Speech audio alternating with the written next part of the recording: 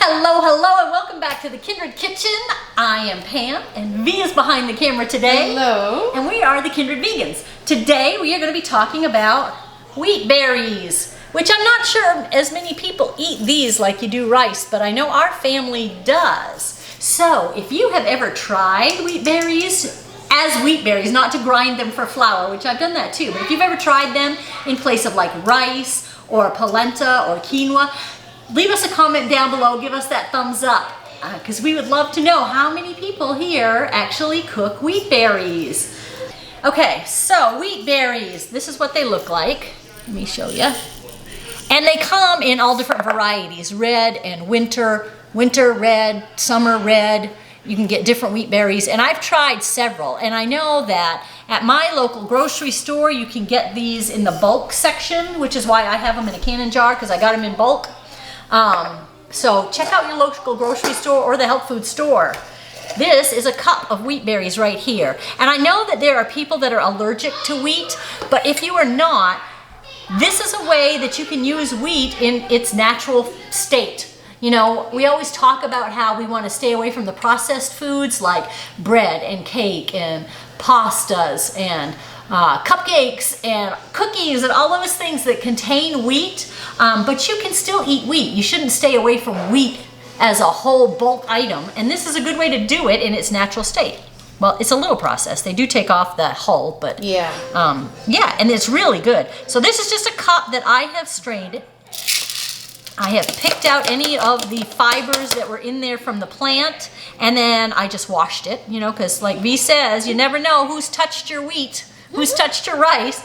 And isn't this colander cute? This is V's. It's like so tiny. I brought it from Belize, believe it or not. It's a little teeny tiny one. And wheat berries are really easy to cook. I just add a bunch of water. They do not get soft. Wheat berries do not get soft. Like, I see one more hull in here I'm going to take out.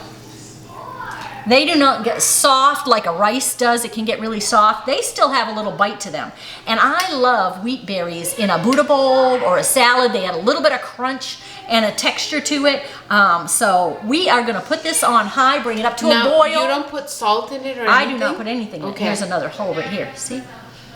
Another little hull that floated up to the top. See, when my mom cooks it, she adds a little salt and turmeric to it. Nope. I use it plain. And then I use it as a base for what I'm going to put on it. You know, whatever. If it's Italian or whatever, you can add anything. Or like my Buddha bowl. Some sweet potatoes, some greens on the bottom, maybe some carrot and broccoli and some dressing, and a great Buddha bowl. So yeah, and you can see I added quite a bit of water. I'm going to put it on high, bring it up to a boil, and then I'm going to put it back to just barely a simmer.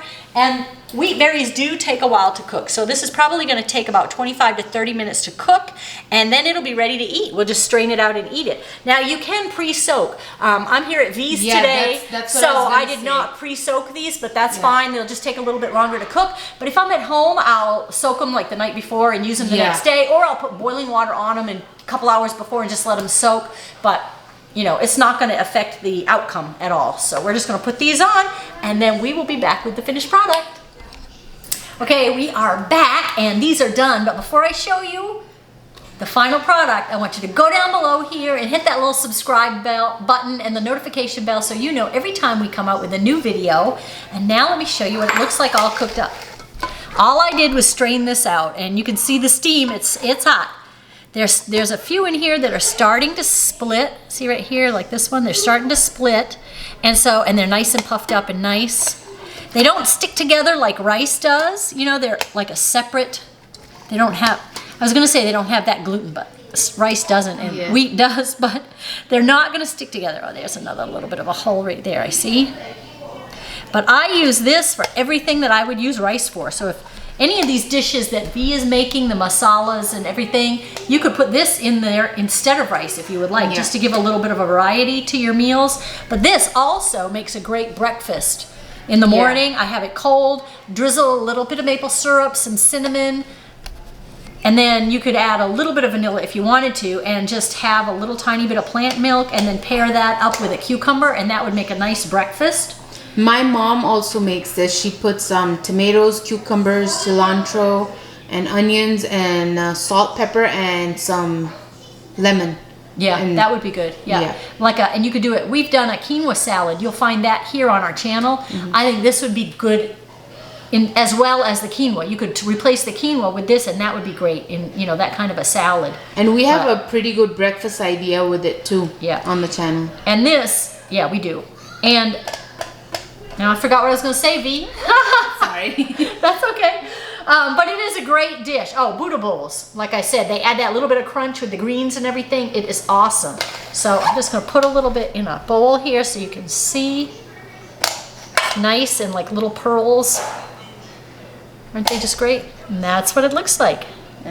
So I hope you enjoyed this video, and I hope you will give wheat berries a try, because I know we always say, you know, stay away from the processed wheat and everything, but wheat berries in their natural, more natural form, they're awesome. They have that little bit of a nutty flavor, and they're a great addition to any meal. So go ahead and check it out. And while you're here, I want to tell you about our channel on our website.